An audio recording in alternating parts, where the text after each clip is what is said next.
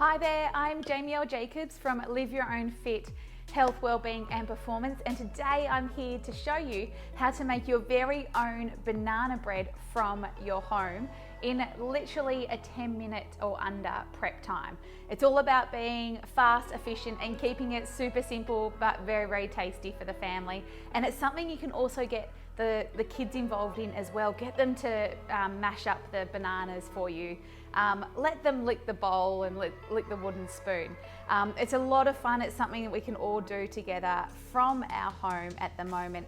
It, to me, is very much a mindfulness experience. I use it as almost a restorative routine.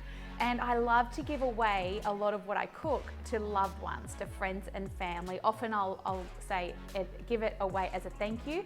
So today I'm making this banana bread to my friend Mel to say thank you. She's been helping us out a lot lately. So that's going to her family today. I'll show you what I'm actually putting in the banana bread recipe.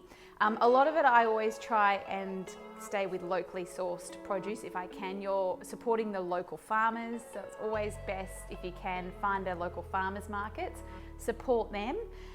So I'm using 3 tablespoons today of Pomona raw honey. It's about 40 minutes from here.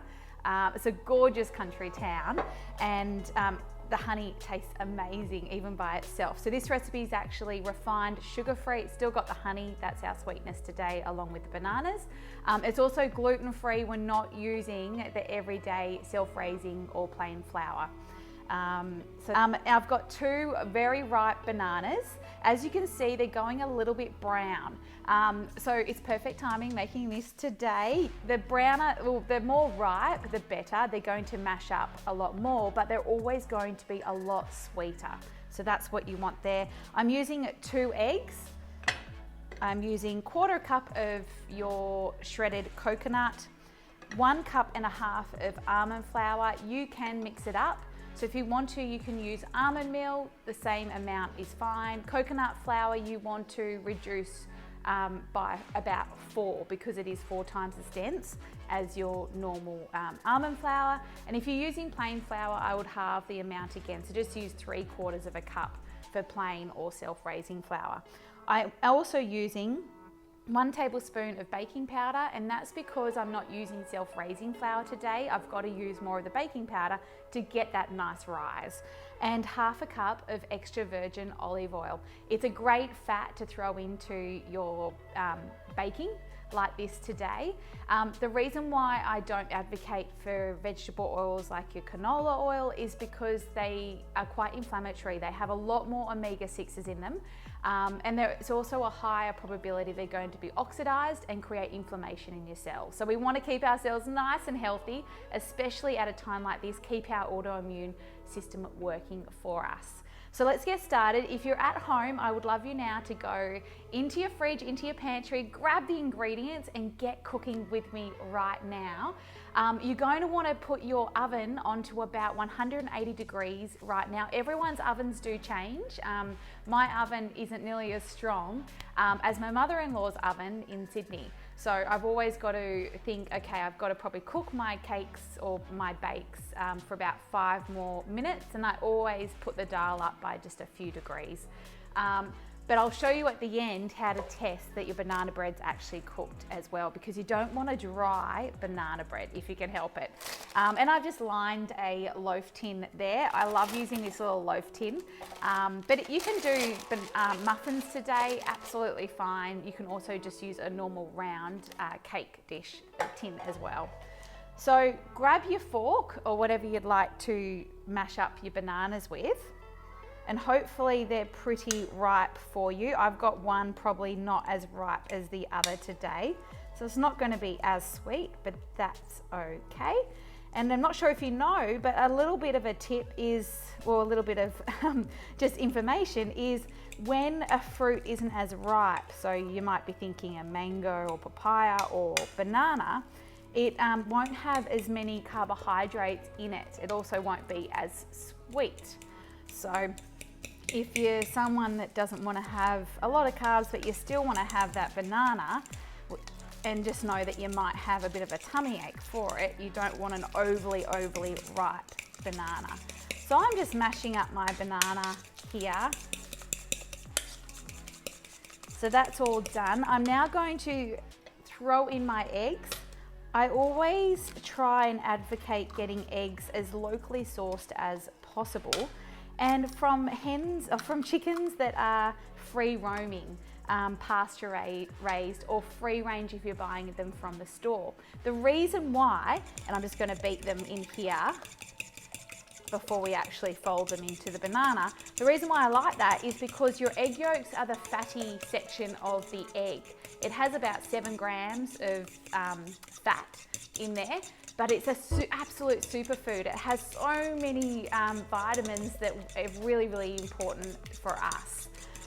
It's very high in omega-3 fatty acids. And they're very anti-inflammatory for us. They keep us fuller for longer, so we don't get those sweet cravings. So I'm a big fan of using the whole egg. Do not ever try and separate the egg yolk from the egg white unless you're doing a bodybuilding competition or something like that. We're now going to throw in the olive oil. So I'm using 1/2 cup of extra virgin olive oil. It's going in there. I'm never really that pedantic about how I put ingredients in. I just do it because, to be honest with you, I don't really have the patience, and it's just got to be simple, doesn't it? There can't be too many instructions. I then grab a sifter. So if you've got a sifter, please use it. If you don't, just use like the steamer that you would use for your steamed veggies. You can use that as well.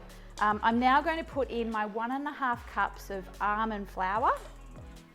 It is quite lumpy, so I definitely want to get the lumps out, just because you don't want someone to bite into your banana bread and go, oh, I just got a lump of flour and I've got a very dry mouth.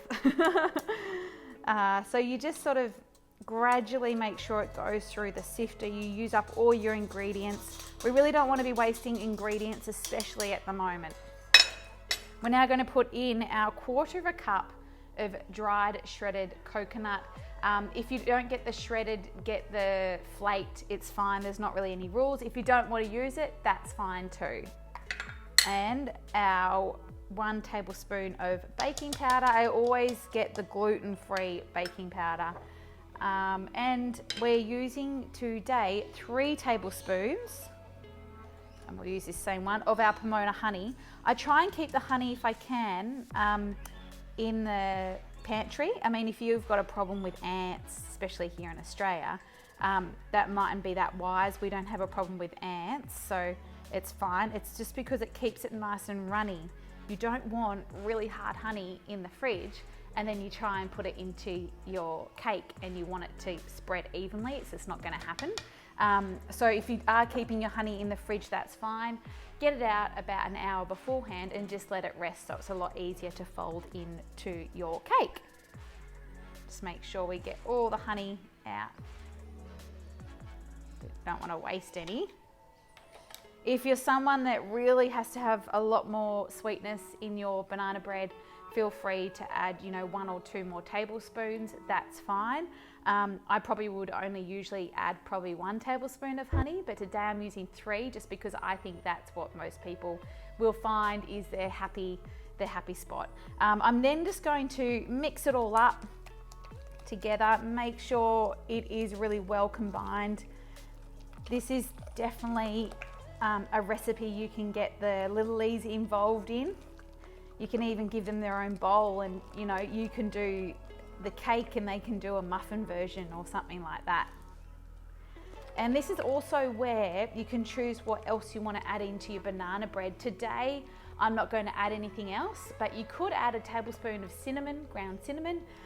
You could add some dark chocolate chips or some berries, a handful of raspberries or blueberries. That would be nice too, but I'm just keeping it pretty simple.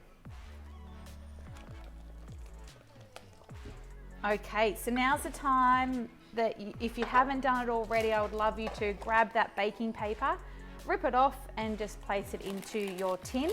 If you're using muffins, you can grease the muffins with either some olive oil, some butter, or like some sort of fat, or you can individually line the muffin tins as well.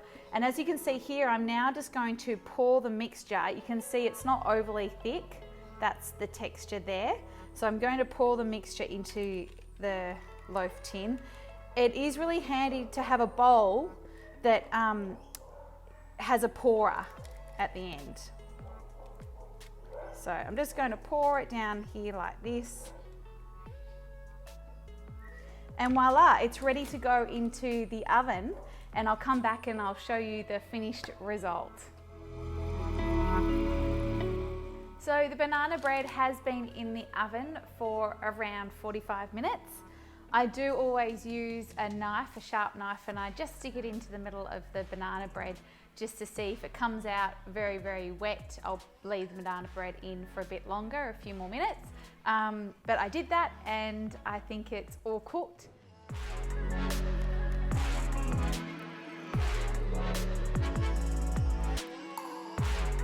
This is a very, very healthy, nutrient-dense version of a banana bread. Again, it just had a little bit of honey, eggs, almond flour, baking powder, what else? And olive oil.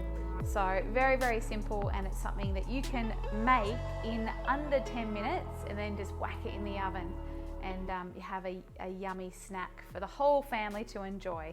So if you'd like to see below, you will find the recipe or a way to get the recipe. You'll also see all our social media handles, so please let us know if you end up cooking this at home and what you thought about the recipe, and any more recipes you'd like to see from us, please feel free to reach out and let us know.